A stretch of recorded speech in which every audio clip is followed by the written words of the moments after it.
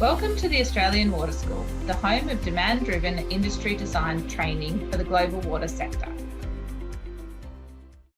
Hello, and welcome to our final Australian Water School webinar of the year. Thanks so much for attending. We are going to be covering some cool new tech today, technological advances in the water sector. So we want to dive straight into this and introduce your expert presenters to you today. But before we do that, let's thank all of our attendees from around the world, wherever you're coming to us from. Welcome. We're glad to have you here on the first day officially of summer in Australia. Looking forward to a wonderful holiday season. So let me introduce to you our speakers for today. We've got Ibrahim over in the US. We've got Kyle and Tim coming to us here in Australia. I see you got your cameras on, so good to see you all today. Let's just have a question real quick. If you can introduce yourselves, say good day to everybody, and then just let us know what you're going to be presenting today, just so to give us a little bit of a preview on the topic that you'll be sharing with us. So let's start over with you, Kyle, then Tim, then Ibrahim. G'day, Cray. G'day, everybody online. I'm a technical director, mainly doing CFD, WMS. So I guess I'll mainly just be talking about CFD. It's pretty relevant right now, especially with the storm that's smashing Queensland outside, and will keep smashing us in the next 6 months. The talks about climate change, all of those things. CFD is becoming quite useful in, I guess, reducing uncertainty and quantifying impacts a little bit better than traditional hydraulics. Thanks, Kyle. Over to you, Tim. How you going? Yeah, I'll be talking today about how we use 3D printed models to help us refine our fish passage. So I'm a fish passage scientist. We do a lot of fish passage design to get fish past weirs and dams. And whilst we do use CFD, we also use a lot of physical models as well to help us rapidly get through our design. So I'll be talking about that. We're just going through a project at the moment where the physical model's saving us a lot of CFD time now. So it's quite nice. You can share your experiences, Tim. Yep. All right. Sounds good. Over to you, Ibrahim. Yes, so I'm an assistant professor at the University of Iowa, and I'll be presenting some next generation hydroinformatics applications for water sector, mostly focusing on intelligent systems for communication on flooding and other domains, but also working on some web-based client-side modeling applications. Thank you. With that, what we'll do, I'm going to kick off and talk about drones a little bit, and then we'll turn over to Kyle, and then Tim, and then Ibrahim to share your bits. So with that, what I want to, again, start out with here, I'll show you a little bit of background on what got us kicking off this topic to begin with. I saw this this augmented reality feature here where we look at real floods that we really model and really try to nail down the detail of where that flood is going to go. But sometimes that doesn't hit home with the public. And so one of the things that we'll talk about today is the visualization, augmented reality, virtual reality, and how that can help. Now, if any of you were ever told, like if you wanted to go into video game design, or if you told your own kids, hey, there's nothing for you in video game design, go pursue something a little more practical like engineering, have a look at what they're doing here. I do have an accompanying website that's got some of these links to it. I do recommend that you watch some of these because it's really fascinating to see how much it adds to be able to picture some of these things in a 3D virtual reality setting. And so we'll hear a bit more about that today. And what I wanted to also do, I've got an accompanying website here, surfacewater.biz/tech, where I will compile not just the resources you see today, but any that you suggest as well. So on the panel, if you have some cool things that you'd like to suggest that we ought to be having a look at and things that are aiding your career, your work in water modeling, in whatever sector or discipline you're in, let us know. And this is for those who are watching the recording later on in the next year or two. We want to make sure we keep some of this information relevant to you and feed in the latest advances. So I'll keep those posted and keep this site current. What I wanted to start with then, just take a couple of minutes and show a few clips of some of the things that we can use drones for. Here's a clip. This one is in Wyoming. There's a river here. Have a look at this. If you wanted to calibrate your model here, you can see some flow separation lines. You could have a look at this and very easily then go back and have a look at your, the direction of flow and things like that in your 2D model and get that calibrated. But this video was actually taken by the National Guard when they were looking at flood safety. Now, if you're in this Hummer there, trying to figure out where to go, and you've got a drone up overhead, you've got eyes in the sky, you can see, should I keep going or should I turn around and go back? Sometimes that can aid in flood response and in flood safety. This one I think was just posted in Australia the other day on LinkedIn. I saw this one. There's some stranded campers on the other side of the river. So this isn't necessarily for your modeling, but drones can bring supplies. I've seen some reports of drones bringing sandbags in and things like that. What are you using drones for in your work that is most useful? Water quality sampling. There's some places, this is in Brisbane, you can grab your water quality samples in areas that might be more expensive to get to otherwise if you didn't have a drone, but also in areas that might not be safe to get to, like in pit lakes with really steep walls. This is really aiding water quality sample collections, and that's something that I think has got a great future as well. Another thing, when you look at how stream flow used to be measured, these are some shots from the USGS.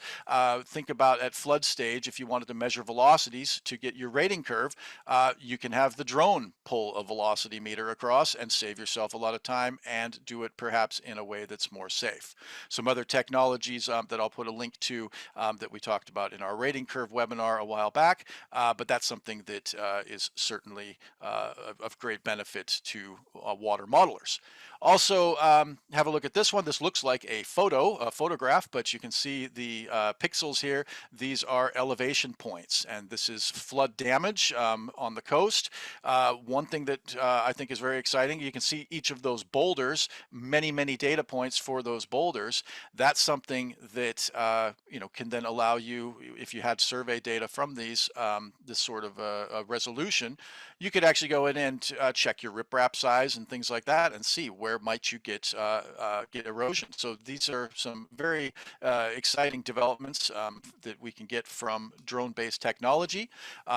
Another thing that we can mount to drones is ground penetrating radar, and you can actually get down and see below the surface.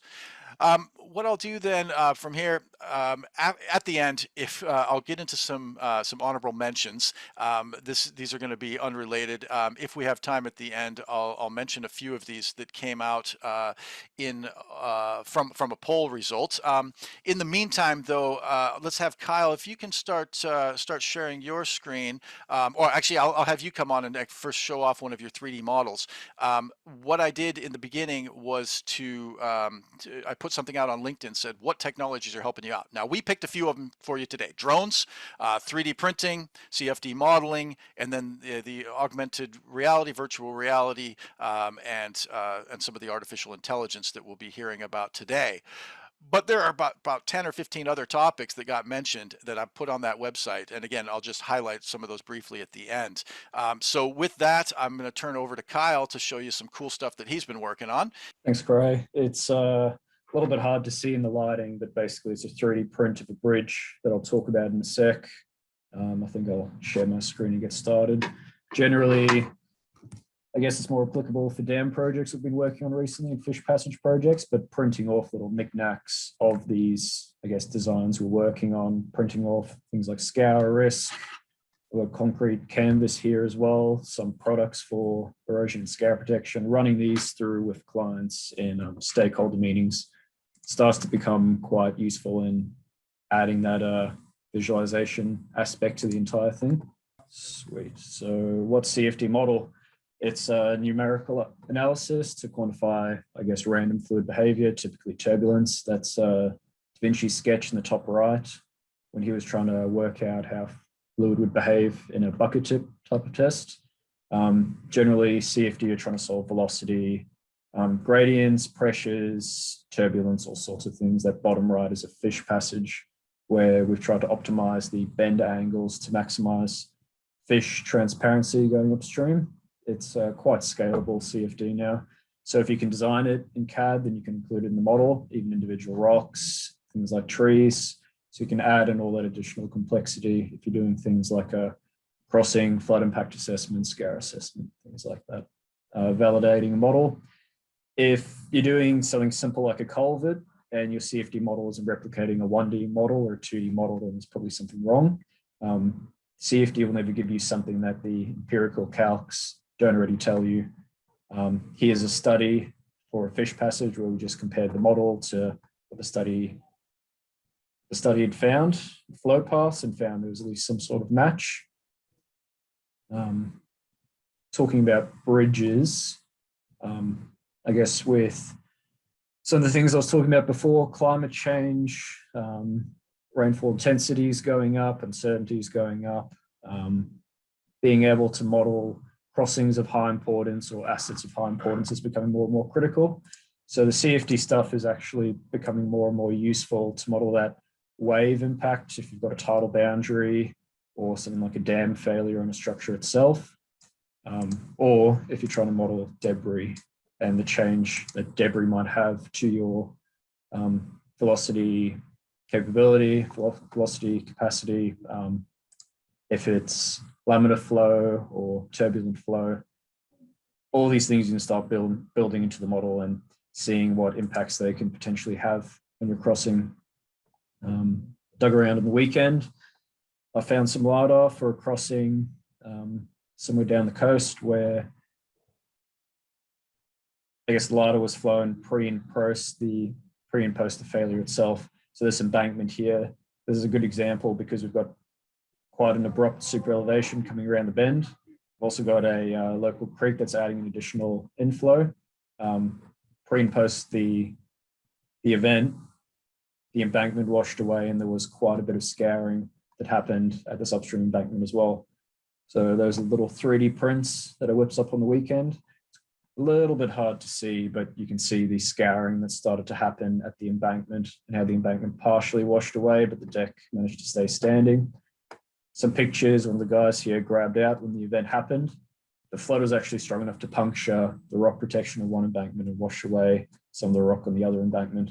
So the CFD stuff is nice because this is just running a uncalibrated test run over the weekend to see if I can replicate what happened.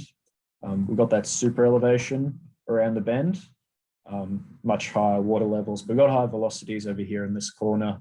And I guess it's hard to tell what actually caused it, but it would be something to do with contraction coming around the bend and that inflow coming from that local creek, causing this concentrated high velocity zone.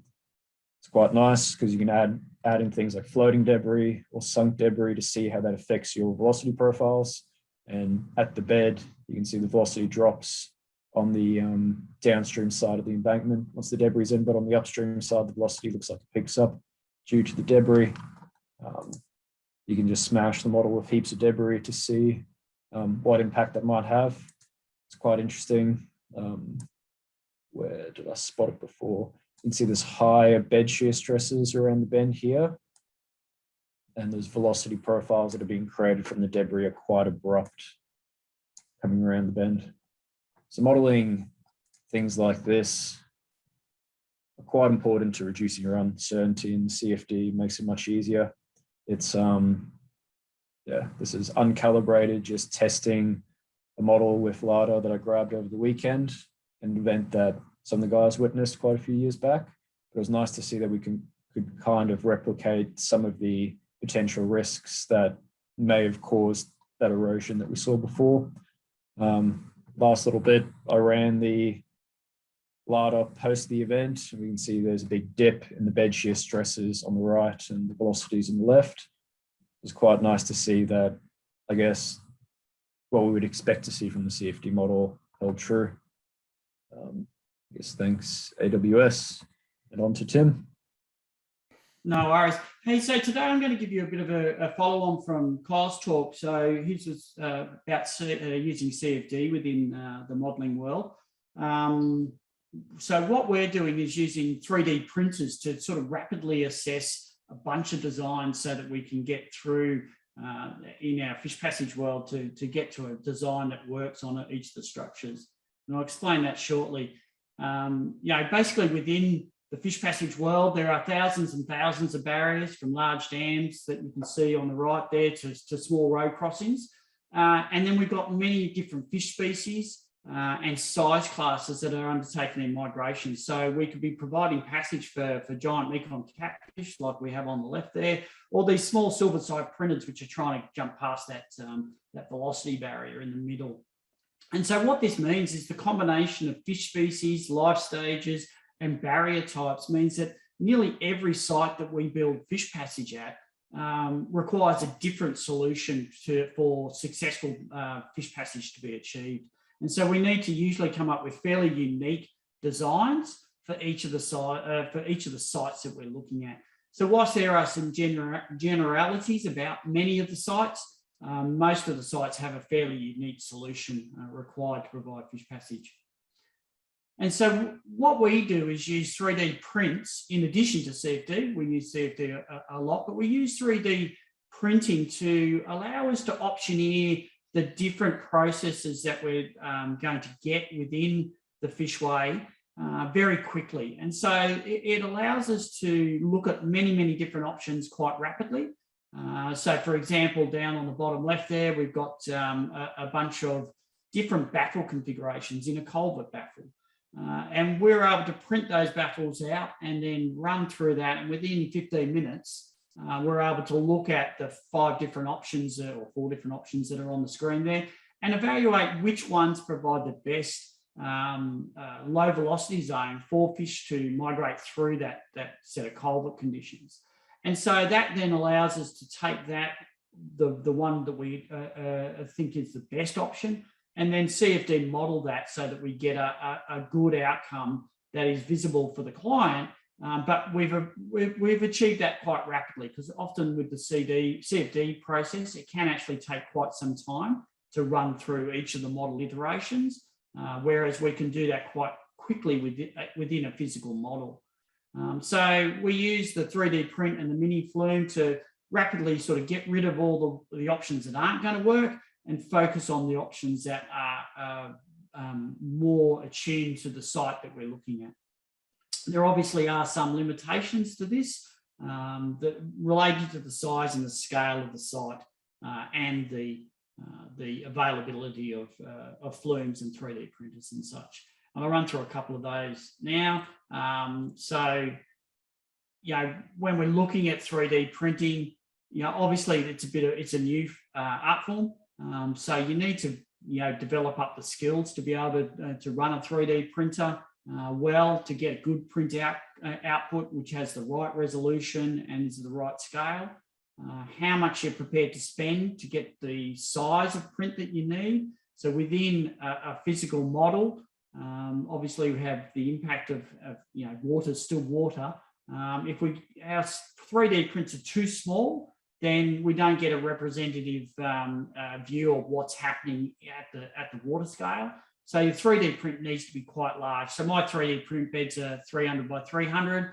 And as you can see in that bottom right image there, we've actually divided the print into 2 prints. And so that allows us to get up to a scale that gives us a good representation of what would happen at that site over the different variations. So we're having how the site is on the left-hand side with castellations and with a new deflector on the right. And so the resolution of your print, the size of your print, and the cost of the machine all revolves around your ability to get a print that's large enough that you can get a representative sample of what the flows look like within that system. Having said that, even not spending that much, my 3D printer only cost about $400.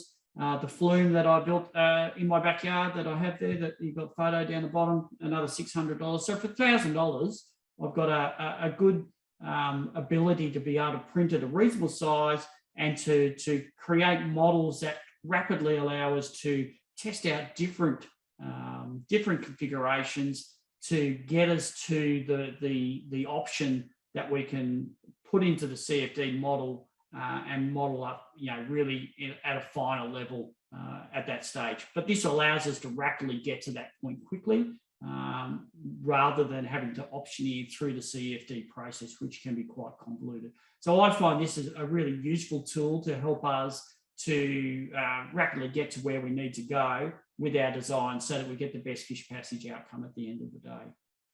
So, and that's all I've got for you. Thank you. So I'd like to start by thanking Craig and the Australian Water School for the invitation. I'll be glad to present my work here. So my name is Ibrahim Demir. I'm an associate professor at the University of Iowa, also the director of Hydroinformatics Lab. So today I'm going to present two core applications of hydroinformatics utilizing web-based data analytics and real-time modeling, and also intelligent systems for communication.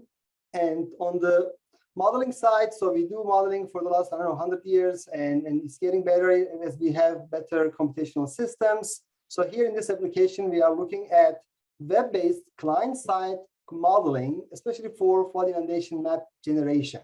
So when we think about real-time modeling, oftentimes companies or industry and even universities refer to having pre-computed flood maps in different scenarios and cookie cutting and creating outputs for specific scenarios, for specific regions, and visualizing that on the web. So in this project, actually, we are trying to complete the entire workflow for flood mapping on the web system, but also on the client side. So there will be no server-side computing, server-side GIS or database systems helping with that modeling, but it's entirely running on the client side on the user's machine without any software download. So with that, so we are looking at this entire process starting from elevation data sets from LiDAR or other sources, and even the system allows you to modify the terrain. So for mitigation, alternatives can be applied directly on the elevation data. You can add a levee, flood wall, or a barrier. You can elevate structures. You can even create a reservoir or maybe create a channel for draining the water from different sections. And then once you do that kind of land modifications on the fly, on the web, you can start by hydro conditioning that elevation data to understand the connectivity, clean up the data for the sinks and depression points, and create a hydrologically consistent flow direction data set, and then use that to create the understand the drainage points and catchments and all the connectivity and generate these model. And we are utilizing a relatively simple approach on the modeling side, utilizing a model. I'm going to explain a little bit in the next slide, and then on the web, you can use that to run this on the web, but you can utilize multiple CPU or GPU cores on the web on the client side, also create a custom visualization for the user. And then on the next step, once you have this map available on the web running, you can easily connect that with some secondary analytics like damage and loss estimation, understanding the risk, vulnerability and resilience analysis, as well as connecting with the road network. We can look at the routing and evacuation solutions as well. So this is the approach I like to show here. It's just a simplified terrain model based on height above nearest drainage model. It starts with elevation data and hydro conditions, the data set cleans up and then creates this kind of drainage directions, flow directions, and identifies the drainage area, subcatchments, and then generates the hand values, which you can assign a water level and create an inundation map for different scenarios for different return periods, as well as different stage heights in any region. And this is one example. It's entirely running on the web. You can see we can choose a resolution from all the way from 1 meter to 100 meters in all the resolutions in between. You can select a region as big as and as small as like a kilometer by kilometer size to all the way to hundreds of kilometers size, almost like an entire state or even a small country in Europe. And then you can load the data either from a local source like your hard disk or maybe a web service or a map service, just to bring the elevation data. Once it's there, then automatically the system runs this entire process and generates a flood inundation map. And you can adjust the water levels, you can assign different water levels in different regions and create a very unique map based on either observations on the ground. You can use that map and create the map based on the model, forecast models, as well as forecast some future scenarios. And then once you have the map, you can compare with the existing map. So this is just a quick video showing how the system works. You can zoom into an area. This is a small case study in Iowa covering 5 counties, and it's almost like a 1/3 of the Iowa. And we are choosing a map with 10-meter resolution and 25 by 25 kilometers. We are zooming to an area and we are loading the bare earth elevation data set from a remote source. It could be a local option that you can upload the data directly, and it takes a couple of seconds to load the data. This is a 10-meter resolution and 25-kilometer range. And then you adjust the parameters and run the enhanced model, and it instantly generates the inundation maps. And we can also compare that if you have reference maps from FEMA or other national federal sources, you can easily compare that. So this is the dark color represents the HAND model and the light colors represent the FEMA maps. And we ran some large-scale evaluation studies in Iowa and other places as well in US. And we are getting accuracies in the order of 80% all the way to 98% range based on the location and how we adjust the parameters and how much data you have in hand. So you could use that for scenario evaluation, what if scenarios, mitigation evaluations. So in this example, a Cedar Rapids flood inundation map generated by hand, and then by adjusting some mitigation options and doing some landscape changes, we can potentially, for example, add a small levee, or we can elevate some of the structures. And by just cutting that connection from the river system through that kind of small levee, we can rerun the model after like a couple of seconds, and then you can get the result based on that mitigation decision. So you can easily, so one of the big challenges in flood inundation maps are that they are often not up to date. So when we think about this kind of FEMA maps, these are very costly, and it takes years to generate a map for entire state with high resolution data.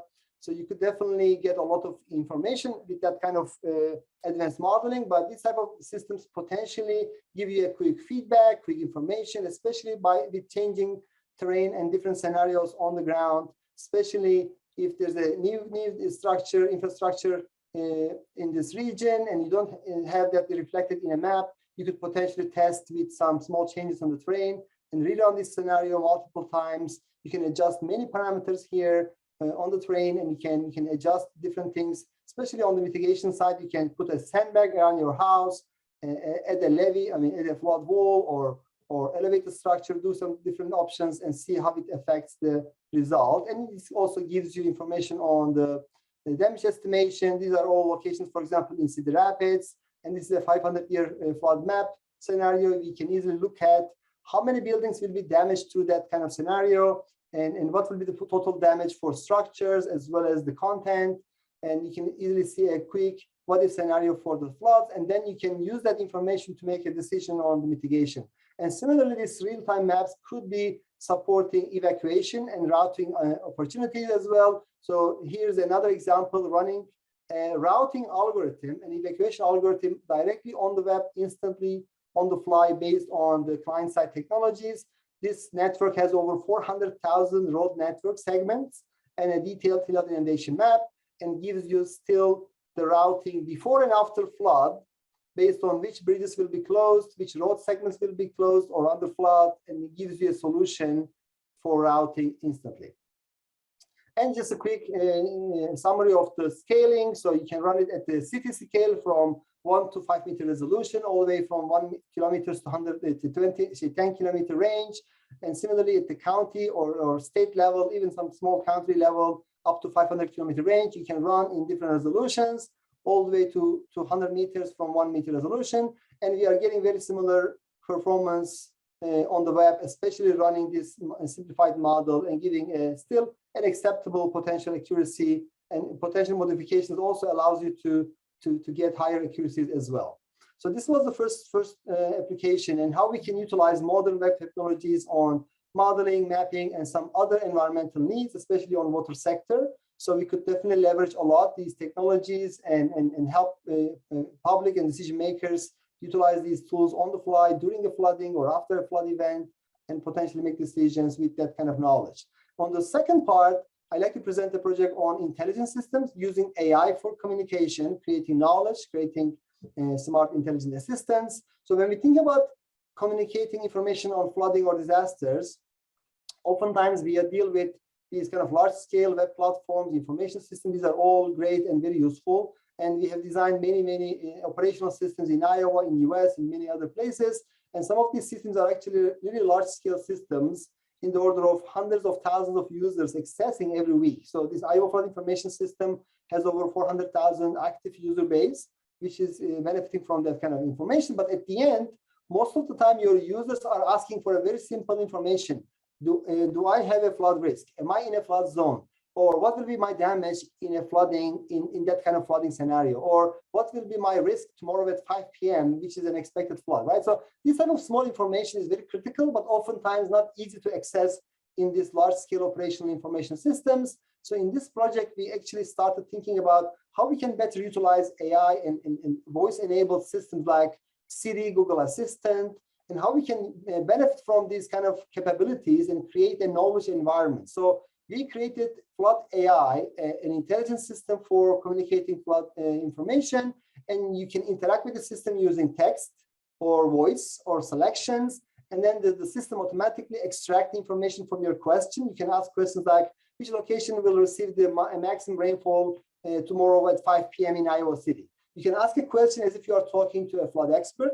You are talking to a flood maybe plain manager or some other authority on that domain or on your region, and then you can get a quick answer. The system automatically extracts the content and understand the intention, the location, the time, as well as the context of the question, and creates a knowledge piece based on either a predefined question model, a knowledge base, connects to databases and data analytics platforms, and gives you a quick answer based on data sets and databases, as well as advanced analytical knowledge. So as you can see, we go through this process from extracting information, inference, matching attributes and concepts, and then scoring that, matching and finding the most appropriate knowledge piece that matches that question, and give that back to the user using the user interface. And on the user interface side, we can easily connect to the Google Assistant, Skype, Facebook Messenger. So we don't need to necessarily expect users to learn a new platform. We just want them to use whatever available to them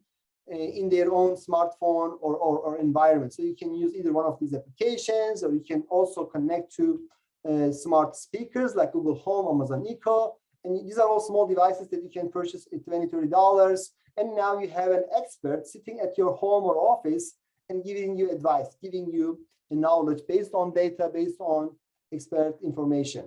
And definitely, if once you create this kind of knowledge environment as a service, then you can easily connect that to any other services online, creating mashups through these kind of workflow systems. You can say, if the flood sensor increases that level, just stop the irrigation system or send a text to my grandmother. So you can create nice mashups to access more information. And then final piece, these intelligent knowledge systems could easily feed back to the virtual reality or augmented reality environments. You can use that for floodplain manager, like training or educational purposes, or awareness for public. Here's a couple of examples that we created in the past, that you are experiencing a flood event and taking some action on rescuing people or delivering some products like emergency products to these people. And then last example, as we move toward these kind of more futuristic devices, you can create holograms using augmented reality devices, and you can have this kind of immersive experience on your own office, like more like an emergency center. You can look at the entire city, look at these 3D maps on your table. So I'm just trying to load a flood scenario for Cedar Rapids, so you can see how it looks on your table. I can see that the city is floating on my table, and I can see all the buildings. I see the flood event happening, and I can individually touch buildings and see the flood damage, expected damage based on hazards and flood damage estimation data sets. I can go to another city. I can load a different scenario. I can also use that for deciding to allocate resources during a flood event, like a response and recovery activity. I can send the crew on a certain region, and a different team can take on different regions. And this information could be interacted directly by voice, or also through augmented reality. If you're on the field, you can look at the building and you can read information about that specific building on that direction, about how many people are inside that building. Are there more senior people or young people, like a school? How many vehicles around? And what's the potential maybe priorities on these buildings? You can do a lot of things on that side. So this is just a quick example of how we can utilize AI and information systems for better communicating on flooding and water resources, how we can utilize web technologies on advanced modeling and mapping activities, and try to give users more power. I'm just gonna stop here, but definitely you can access all these demos and videos, and also a lot of research behind this is available on the Hydroinformatics UIOEDU website.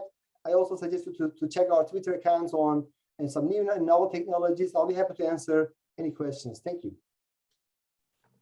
Okay, so thank you for that. What I'd like to do now, if all the other presenters can turn on their screens, then we'll go ahead and have a look at some of these questions that have come on. We've got some great questions here. I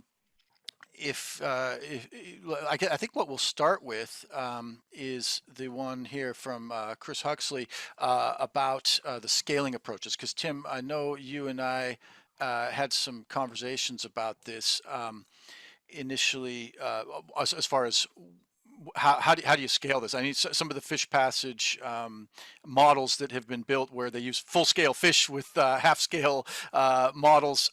Any comments on that?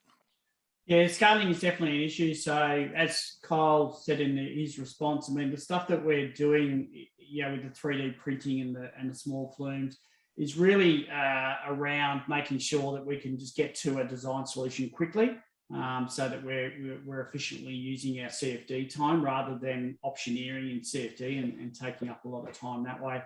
And so there's quite a number of issues that revolve around that. And so we need to just sort of, work through that, make sure you're using it in the appropriate way, so that we've got the fish passage considerations, taken into consideration, sort of things. So, yeah. Excellent. There's a few other questions there too. Kyle and Ibrahim, I want to have a look at some of those. One of the questions that came up was coupling a 2D HEC-RAS model, or any 2D model, with a Flow 3D model for floodplain analysis. Is that something that you've gotten involved in? Flow 3D has its own 2D coupled solver built in, but I guess the value with the CFD stuff is just validating head losses, edge shear stresses, velocities, all the things that 2D tends to struggle with, that dynamic vertical velocities, pressures, things like that. Touching on the physical model and the scaling stuff Tim was mentioning, I guess it's important to differentiate between the flume stuff Tim's doing and the physical modeling stuff, because physical modeling, it's a science in itself where, these guys, they build like a 1:20, 1:10, 1:50 scale of a particular structure. Then they put pressure sensors in and they try to measure depth varying velocities and surface velocities and turbulences and all sorts of things. It's very extensive. Normally the PhDs are involved and it can take months. So it's very valuable if it's like a critical dam or a new type of spillway where you need to have high certainty. The fish passage stuff that Tim's talking about and the CFD stuff that I do, getting the CFD right can still take weeks. That stuff that I shared was nice before the weekend runs. They were quick, but they weren't validated. We don't know if they were right at the end of the day. Still time consuming. Each run might take a couple of days. So doing the flume stuff can, I guess, optioneer out some of those test runs we might do to, doing the CFD model that just might drag a project out for months, whether it's deflectors or baffles or changing your angles of your fish passage baffles themselves to try to optimize flow paths. A lot of that stuff you can just do in the flume and go, all right, it's roughly around this, get it right now in the CFD model. Excellent.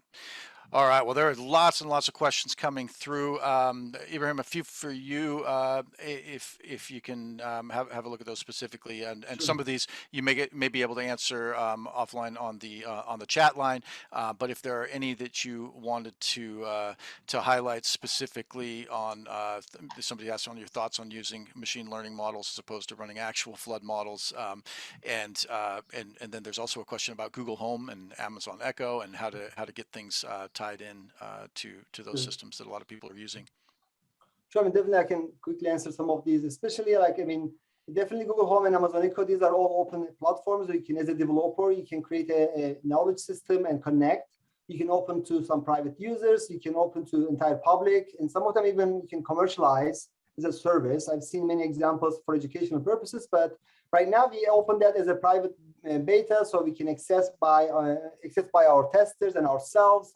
And these are all published works. You can easily access all the articles and how they are designed. You can access this information. And then on the second question, I see that HEN model. So yes, we don't have an option to assign the recurrence interval, but we use the rating curves to decide on the stage level on that location that corresponds to that specific return period. So we know the information from the FEMA maps, and mostly in Iowa, entire FEMA maps are actually designed by the Iowa Flood Center, which I'm part of.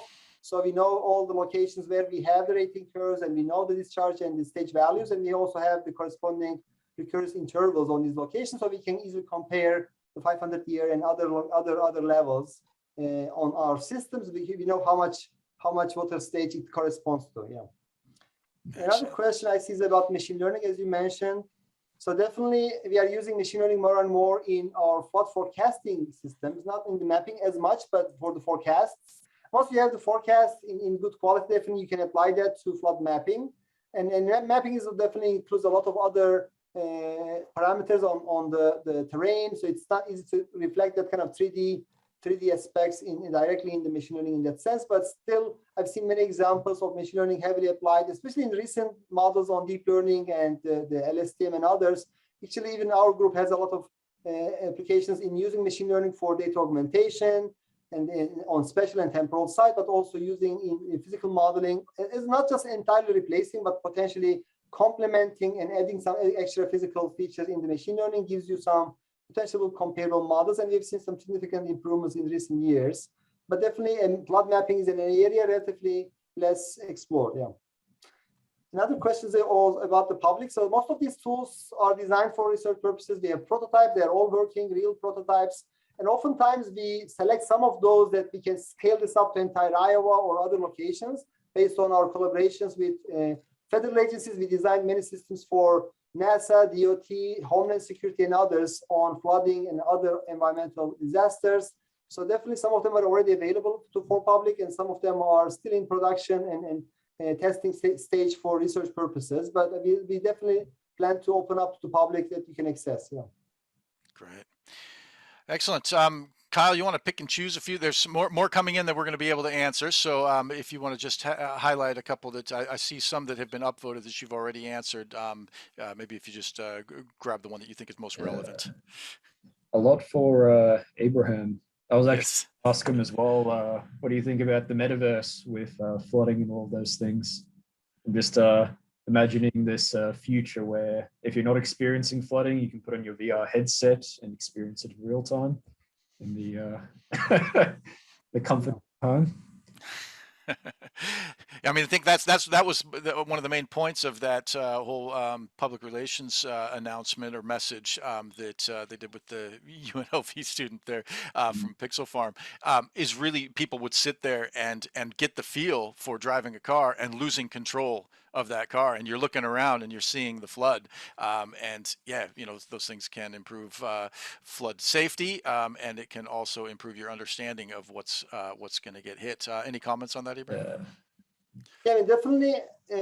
I've seen the FEMA. I work with FEMA on a flood-related virtual reality application, but still, I think they're still heavily focusing on this kind of advanced and high-level devices. But with the Oculus Quest and others, I think it's getting more and more common device for everybody. And we've seen great examples using virtual reality just to immerse people, because oftentimes what happens in a region of the world, sometimes it doesn't really affect you directly. and you don't get that kind of feeling. So I think the immersive experience provided by the virtual reality and augmented reality will change the how we see disasters and how we can take action on insurance, on mitigation, and others. So, and I think it's getting better. And then metaverse is not as different, I assume, because when we think about the virtual reality, and we've seen the similar experience on bringing 3D worlds to the virtual reality environments. And metaverse is another now new term that is more like a hype term now, is getting more and more common, more or less replacing digital twin or some similar keywords that we use today to describe 3D worlds representing real data for scientific or maybe educational or even entertainment purposes. Yeah. Great. Excellent. Yeah, like I said, I think there are more questions coming in than we'll be able to get to. Tim, any that you wanted to highlight as far as the 3D printing? I know one of the questions that comes up a lot. You mentioned your printer was $400 or something like that. Any other comments on the price? Somebody wants to get started on this. You know, if you're going to build that kind of a model, do you wish you had upgraded to something more, you know, a little larger, or you know, something that you would have spent a little more on or invested more on, or was that absolutely sufficient for what you need to do? Oh, look, for most of the stuff that we're doing, so I mean, the critical thing with the 3D print is being able to have a flume and some pumps to run the water through as well. So that sort of links in with it. So, you know, do I wish I had a bigger printer? Yes, of course I do. You know, but you sort of get to a point of just diminishing returns there. I think getting a good reliable printer, you know, and that prints at speed. So, you know, a lot of the cheaper printers will quite happily get you there, but it'll take you 2 or 3 days to print the print at a reasonable scale. So, you know, making sure that you look at the 3D printed speed and try and get the fastest printer you can, so that you can get, you know, because we're printing it, we need to print at big scales to be able to reduce the artifacts that are happening with all that water, you know, the scale effects with the water and whatnot. And so, you know, being able to print large is great, but you need to be able to print large quick. Otherwise, you may as well just do it in CFD if it takes you a week to print it out, because you can do that in the CFD. So yeah, big printers are good. So go as large as you can find and as fast as you can find, and then sort of link that back to your flume. So you need to have access to somewhere where you can pump water around to get through. Like I said, I built one out of Perspex, so it's not exactly hard. You know, there's a few tips and techniques there. If you jump online, you'll see, you know, there's quite a few flume manufacturers that have that equipment available for sale. And they're easy enough to sort of copy that, you know, in a homemade model as well. Mine uses a spa pump and like I said, a couple $100 worth of Perspex. So I would encourage anyone to do it. It's really good for being able to visualize what you're looking at as you're going through the process. Whilst the CFD is fantastic for that, I find the CFD is really good for presentation to clients because they can visualize something that they're not seeing regularly. Whereas if you're looking at something all the time, being able to play with the actual water and just change configurations instantly is really beneficial, because you can wrap your head around what the best solution will be for your project really, really quickly, that you can then throw into the CFD, get it up into a really nice presentation that the client can then understand. And so, you know, to me, the 3D printing is really, it's at the back end. It's for the expert guys who are sort of working through this to come up with the solutions, and then we take that through to the CFD and present that out nicely to the clients so that they can understand. Because most clients, when they look at a flume with a water flowing through it, probably don't know what they're looking at, whereas you can articulate that much better within the CFD. So. Yeah, no, thanks for that. And I think the most upvoted question, and maybe we'll close with this one, because I'll show you a couple of the honorable mentions here as well. But the most upvoted question was that one from the beginning about the scaling factors. And if you look at physical modeling in the past, where it was done generally in a university setting with people who understood how the fruit scaling and Reynolds scaling and everything works, you know, it was kind of a controlled environment. Now that everybody can do it, and this is a danger, you may not realize what needs to happen to your results before you can just look at it and say, oh, look, the velocity in my model is this, therefore that's going to be my real velocity. There are, many PhD dissertations and other papers on scaling physical models and what you need to do to them. So it can be more of a gimmicky thing to just show a client and visualize it. If you're going to use it for real results, make sure you understand all of those factors that Chris mentioned in his comments there as well. We're going to go and throw fish in there as well. Yes. People throw real size fish into half size balloons, and all of a sudden it's super fish. Exactly. So we will cover that.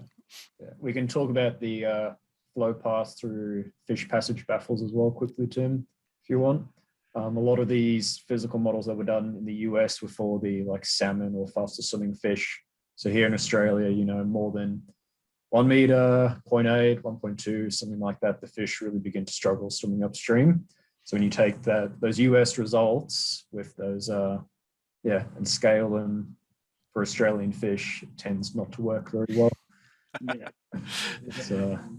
And that's a preview then for next year. We did have a fish passage webinar that we did last year, but it was focused on Pacific salmon and some of the things in the US, and we are going to do an Australia specific one next year, so tune in for that one. I also, let me see, I'll just share my screen here again and show a few of the honorable mentions. Hopefully you can see that here with these videos. A couple of things that I wanted to mention to you. There's in that accompanying website, I've got lots of links to some of these videos that you can see and articles behind them. One of them is how to make something out of your 3D printer and then project your 2D model results onto that so that you can actually visualize it that way with a projector. And there's do-it-yourself instructions that come along with that. Another thing that I wanted to show you here is just, again, mentioning that when we put out there, hey, what's cool in water and what's the new tech that's out there, we had the most responses for the topics that you saw today, and that was in flood modeling. But there was also some other aspects that if you want to see more of this, next year, do let us know. There's some cool inventions for things that can help with your culvert upgrades.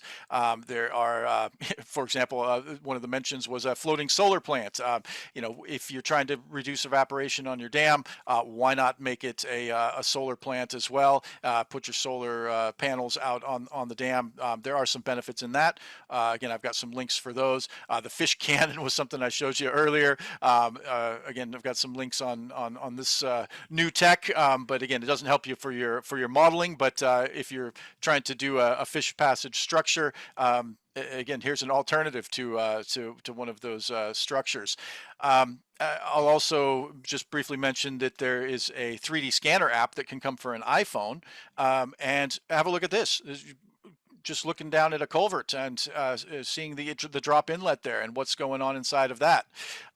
What I'll do here is just walk you through briefly the website. Again, this is where I will put up additional resources here. The USGS unmanned aircraft website mentions all these different things that you can collect from drones, and again, a few more articles on drones and some of the applications. The AI, there's a couple of things here that Jordan Maltby had put together for some recent conferences, talking about how we can go in and update your some of your LiDAR terrain and things like that with automated routines. And then again, just a few of these extra resources. So with that, I will stop my share. We'll share with you as well some Australian Water School slides on what's coming up. For the panelists, in the meantime, as everybody has a look at this, if you can continue to answer any of those questions, again, there were more than we could possibly get to, and most of them focused on the topics that we had, but some of them mentioning other topics you might want to see more of in the future. So do keep answering those. We'll put those resources up. The questions questions and answers. We will include those with the website resources. You can see what's coming up next year. Lots of exciting things. Somebody had asked a question about groundwater. Well, we focused on surface water today. That's mainly what came out of the suggestions. But a lot of these resources, if you look at that USGS page, it's for mapping paleo channels with some of the ground penetrating radar. I've got some links there for electrical resistance tomography, some things that are used, new tech that's used for mapping groundwater. So it's not just the surface water space, which we focused on today. There's lots of cool new tech. And if you want to see more of that, want to see what's coming in different areas, just definitely fill out the poll at the end and let us know. Next year, so this is our last one for this year. We wish you definitely a happy holidays, but we want to see you first thing next year when you come back from the holidays, setting off right in the beginning of February. We're going to start with it's called Just for Fun, recreational hydraulics. And so we've got some of the Olympic whitewater course designers coming on board. We've got some cool stuff coming up for you. Do log on to that one. We will actually show you some physical models again and highlight some of the new tech that's being used to model water slides and whitewater parks, surf waves, standing surf waves, really cool stuff with CFD modeling and physical models. And then we will get into the basics all the way back to what is a hydraulic jump, which is used for any of these applications that we'll be talking about in the recreational webinar. We're going to get into some of the basics and take it back to first principles and have some courses in that next year. So we are excited to bring you lots of new content. I certainly appreciate Kyle, Tim, and Ibrahim for coming on board with us today. This was fascinating for me to see where the industry might be heading. I've learned a lot of new things, and let's see, we're about a minute over, but let's just do some closing comments from everyone. You can say good day, and then we'll sign off. Let's do it in the same order we went in. Kyle, then Tim, then Ibrahim. Oh, that was good. Thanks, Cray. Thanks, AWS. I think the big takeaway is, as you kind of hinted to at the end, you need someone of good experience to do a lot of this as well. So it can be fun and quick, but then I guess results typically meaningless. So someone suitably qualified. There we go. That's a good closing statement. Yeah. Tim, any comments? I would encourage everyone to build themselves a home flume. There's nothing more fun than playing out in the backyard with your 3D model and your water. It's great. I'll be doing that over the break. Awesome. You've given us some incentive to do that. Ibrahim, let's close it all out. You're the final one. Sure. Yeah. I'd like to thank Cray and the AWS for this opportunity, but also it's a really great crowd, lots of great questions, and I also learned a lot from the presenters. I'd like to thank you all for this great event. Yeah, thank you.